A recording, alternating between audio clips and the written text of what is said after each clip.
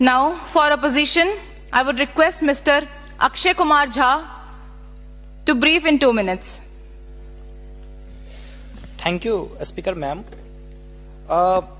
2047 के विकसित भारत की परिकल्पना करते हुए हम पश्चिमी द्वार से बाहर निकल रहे थे, तभी पूर्वी द्वार में डॉक्टर एपीजे अब्दुल कलाम ने कहा कि अरे मेरे विकसित भारत 2020 की परिकल्पना को तो एनालिसिस करते जाओ। माननीय महोदय, मैं कहना चाहूंगा कि 2047 में विकसित भारत बाद में बना लीजिएगा, पहले एपीजे अब्दुल कलाम के सपनों का 2020 का भारत कहां गया उसको तो एक बार एनालिसिस कर लीजिए। और मैं मानता हूं कि उसके एनालिसिस के पश्चात जो आपके पास जो रिजल्ट आएगा, जो परिणाम आएगा, वो 2047 के विकसित भारत की परिकल्पना को पूर्ण करने में कहीं ना कहीं बेहतर साबित होगा। मैं उस क्षेत्र से आता हूं जो बिहार को 2 भाग में बांटती है, एक नॉर्थ बिहार, एक साउथ बिहार। हमारा मिथिला का रीजन 6 महीने बाढ़ के पानी से ग्रसित रहता है। जब मैं राज्य सरकार से पूछता हूं तो कहती है कि विदेश का मामला है भैया, नेपाल पानी छोड़ देता है, मैं क्या करूं, उधर से चैना डैम बना देता है। अब तो राज्य में भी सरकार आपकी है, केंद्र में भी आपकी है, तो प्रभु कृपया कुछ तो मदद कीजिए। दूसरी बात, कोसी का संसद में कह दिया गया कि ड्रेस कोड ये होना चाहिए। अरे मैं बाढ़ के उस इलाके से आता हूं जहां आधा धोती पहन के संसद तक आना पड़ता है, न सड़क है न कुछ है, तो कैसे आऊंगा।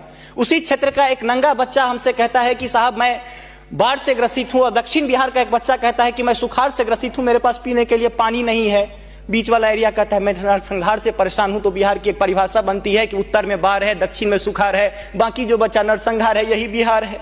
अब मैं कहां जाऊं। तीसरी बात मैं आता हूं कि आपने तो राम जी को अयोध्या में लाकर स्थापित कर दिया, जरा उनके ससुराल मिथिला पर भी ध्यान दीजिए। माँ सीता कब कब अग्नि परीक्षा देगी, उनके पुत्र हम कब कब अग्नि परीक्षा देते रहेंगे, हम पर भी तो थोड़ा ध्यान दीजिए प्रभु। बाढ़ का पानी जब हमारे बिहार से निकलता है तो लगे लगे बंगाल चला जाता है, और जो भी हमारे पास रोजी रोटी रहती है खत्म हो जाती है। तो मेरी पत्नी भी कहती है कि लागल लागल सजन धक्का सलम कलकत्ता चलिए। अब कितना आगे जाए।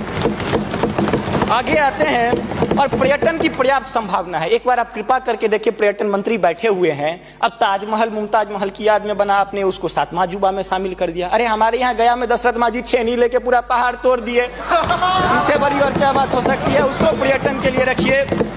और ये जो भूखमरी, बेरोजगारी, अशिक्षित राज्य की जो हम पर वो जो पीठ पर धो रहे हैं, वो हमको इसी तरह की कविता याद दिलाती है कि तू सिंह मारती गैसी, मैं कोने में दुबका बैल प्रिय, मैं पीपल सा सीधा साधा, तुम उस पे लटकी चुड़ैल प्रिय। तो ये अशिक्षा, बेरोजगारी हम पर चुड़ैल की तरह लटकी है। तो there is politics behind every politics. स्नातकोत्तर राजनीति विज्ञान में पढ़ाई होती है, उसको छोड़ के जरा राज्य और केंद्र में अब सामंजस्य स्थापित करके कृपा कीजिएगा प्रभु। बहुत बहुत धन्यवाद।